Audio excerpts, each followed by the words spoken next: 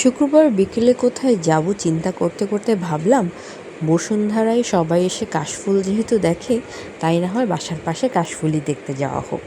এক সপ্তাহ ধরে সিজনাল ফ্লুতে আমি বেশ কাহিল।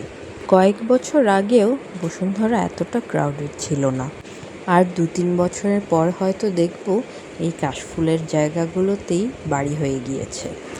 অল্প কিছুক্ষণ ঘোরাঘুরি করার পরই সন্ধ্যা নেমে এলো।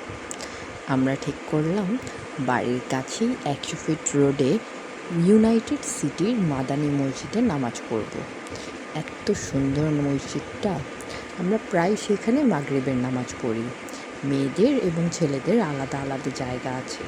নামাজের পর আমার ভীষণ খিদে পেয়েছে, আমরা চলে গেলাম ঢালি ফুড কোর্টে।